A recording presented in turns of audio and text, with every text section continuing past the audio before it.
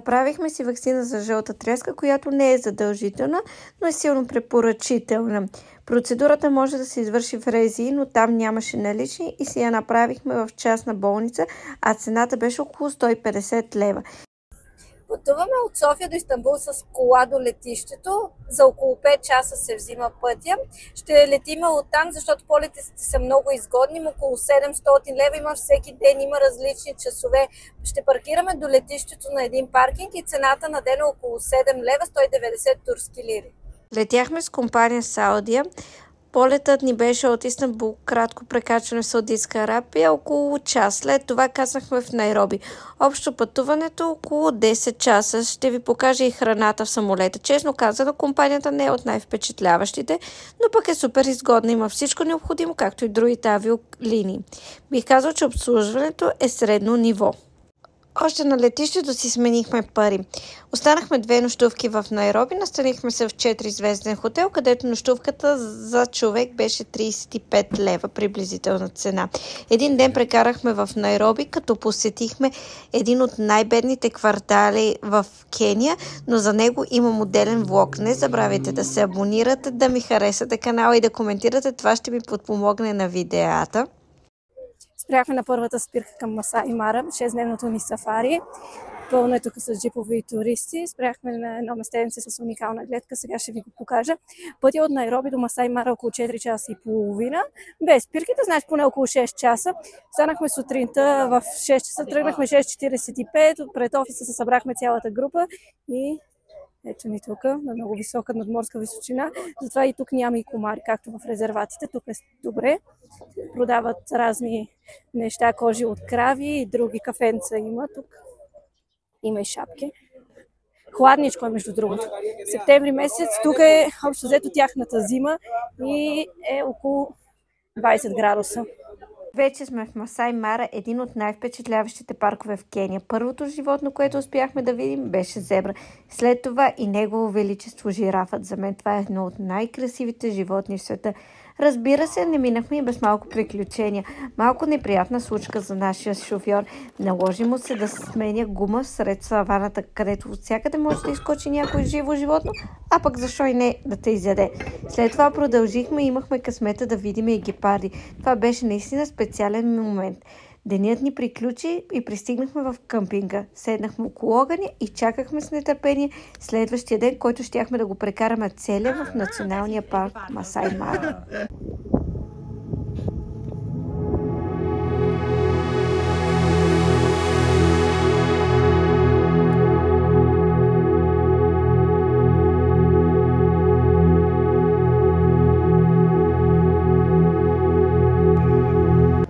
Втори ден вече сме в Масаи Мара, сега сме в къмпинга, който сме отседнали. След малко ще ви го покажем. Хората тук са много мили, много гостоприемни. Даже сега ми се дояде шоколад, но понеже нямат, отидоха специално до магазина да ни купат. Много са добри, малко по-така. В Найроби е малко по-напрежение, там има доста високи огради, престъпления, но тук не е така. И сега ще ви разходя в къмпинга да го разгледате. Това от бюджетните варианти къмпинги сме си избрали ние. Въпреки всичко е изключително приятно. Това е ресторанта, в който хапваме. Тук вечерно време се събираме. Аз ще ви покажа и видео как палим огън. Събираме се целия къмпинг и си говориме. Много е уютно вечер. Сега ще ви покажа и моята палатка. Като цяло сме много доволни, изключително чисто. Самата палатка си имаме собствена баня и туалетна. Самото комплексче е много уютно. Вечерно време си имаме и охрана, която ни пази от слонове и маймуни. Много е важно, когато сте на такива места, изключително важно да ви предупреди. Те ще ви предупредят.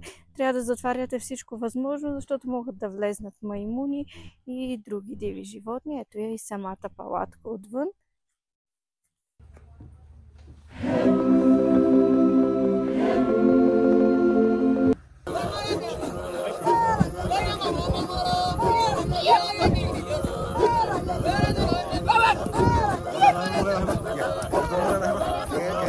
Посетихме традиционно селище на масаите, където ви показах тяхни традиционни танци. Сега ще ви покажа пазара, в който можете да си купите сувенирчета, магничета и ще ви покажа къщата на един от жителите там, където живее със своите 3 деца и съпругата.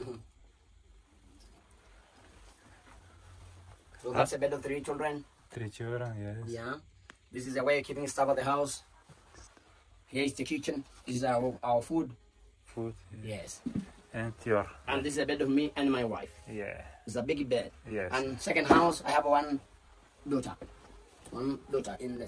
В момента сме в езерото на Ишава, което е на 90 км от Найроби и ще се отправяме към Накуру, като има пеликани и много други чапли. Ето ги зад мене. Разходката е $20 на човек.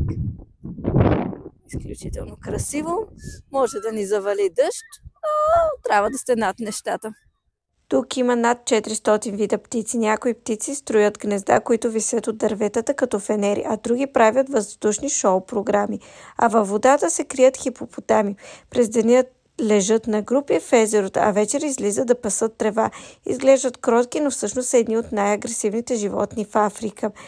6 дни сафарито ни е $1000, където са включени настаняване, храна и самото сафари. Естествено, това е бюджетно. Ще ви покажа местата, където спиме и храната, за да придобиете представа дали за вас си заслужава или бихте взели по-луксозен вариант. Цените варират между $1000 до $20,000. Ден четвърти от нашето сафари, а ние вече сме в национален парк Накуру. Това място е известно като дом на носорози. Тук можеш да видиш бели и черни носорози, които са истинска рядкост. Освен тях ще срещнеш жирафи, зебри, биволи и дори лъвове, ако имаш късмет. Езерото само кипи от живот, хипопотамите се излежават във водата, а крокодилите дебнат тихо от бреговете. А едно от най-скритите бижута тук е водопадът Макалия. Място, където може да усетиш силата на водата и да видиш Накуру от друга, още по-дива страна. Отправяме се към национален парк Амбусели. 8 часа път, но нас това не ни плаши. По пътищата на Кения виждаш нещо необичайно за нас, но напълно нормално за тук. Хора, които вървят пеша с километри, понякога 10-20 км, за да стигнат до училище, до работа или просто до най-близкия пазар. Отстрани край пътя често ще забележиш хора, които си почиват или направо са легнали на земята. За нас това изглежда странно, но тук е част от ежедневието. Разстоянията в Кения са огромни, а колата не е дадено за всеки. И това е едно от нещата, които ти напомнят колко различен е живота тук. Почти бяхме пристигнали и хванахме залеза. А естествено, както ви казах, във всеки къмпинг, тук е стандартно да има огън, на който да се събирате вие и другите гости на къмпинга. Добро утро от нашето 6-дневно сафари. Днеска сме пети ден и вече сме в парк Амбусели. Настанени сме в къмпинга от вчера вечерта. Сега ще ви покажа нашата палатка и условията в къмпинга. Елате първо да разгледаме палатката. Навсякъде се чуват животни. Те са леко задигнати. Имат голяма веранда с маси и столове. Нас ни настаниха само двамата в огромно помещение за 6 души. Над всички легла има мрежи за комари, тъй като през зимата, нашата зима, тук има доста комари, но сега, понеже сме в тяхната зима, септември месец в началото, и тук е по-студения сезон, денем около 19-25 до 30 градуса, най-хубавото време за сафаритата. Ето да си видите, имаме си тоалетна, имаме си мивка. Естествено всички, които сте ходили в Африка или не, просто знаете, тук водата не е годна за консумиране. Даже зъбите си миеме с минерална вода. Имаме си тоалетка. Общо взето всичко необходимо. Мога да кажа, че банята ни е, тоалетната ни е по-голяма от много хотели, които спиме. Стаите. Ето има си закачалка за кърпата. Общо взето всичко необходимо. Сега ще се разходим по самия къмпинг. Тъкмо ще ви покажа и закуската. За първи път ще закусваме в този къмпинг. Тук си е с врата, защото предния ни беше с сип палатката. Сега да се разходим по къмпинга. Доста хубаво е направен.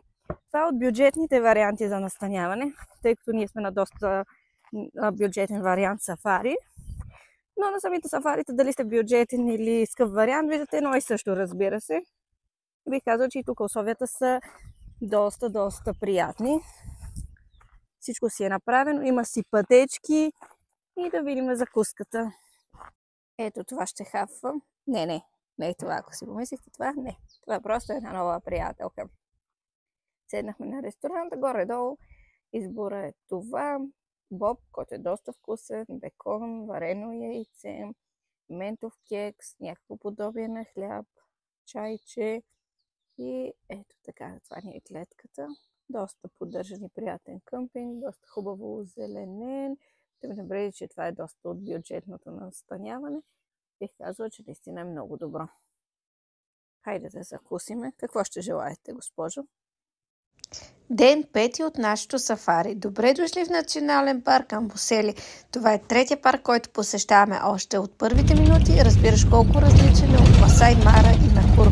Тук е изключително прашно. Целите ставаме в прах, затова постоянно сме с шалове или маски. Дори медицинските са много удобни, защото лесно може да ги смееш, а в Амбосели това наистина е необходимо.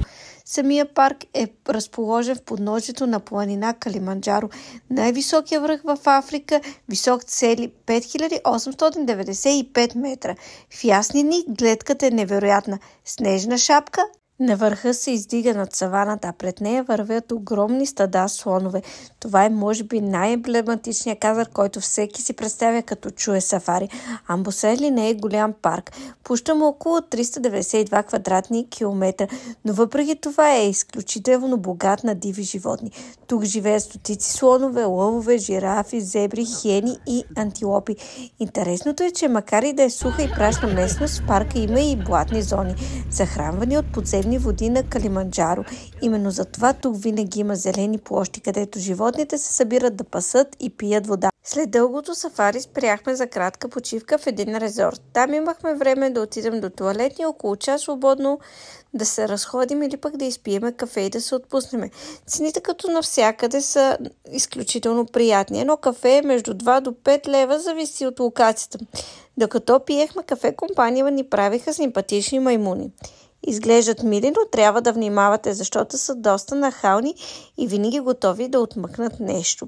Проверих и цената на този резорт. Около 90 евро.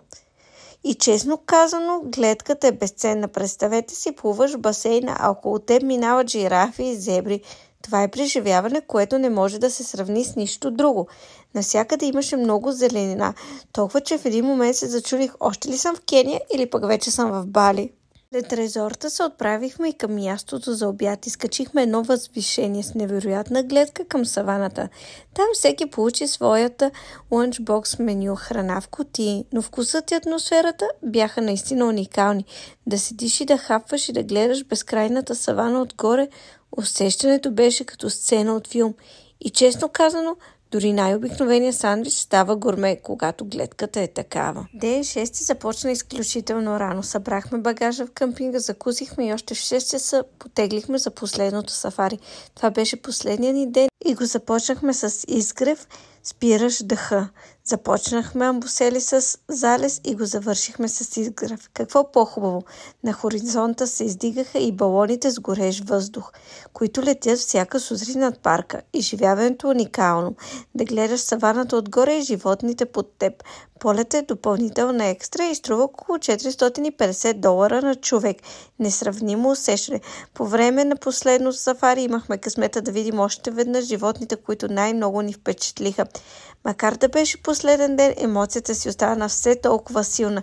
Това беше перфектният финал на нашето сафари приключение. Нашето сафари приключи, вече сме в Найроби, отиваме към жираф центъра. Хванахме си такси, което ще ни бъде 7 лева някъде. На 20 км сме, а входа за жираф центъра около 20 лева. Това е и последния ни ден от нашето приключение в Кения. Не забравяйте да се абонирате за канала ми. Ако ви е харесало, коментирайте и харесвайте видеята и очаквайте нови.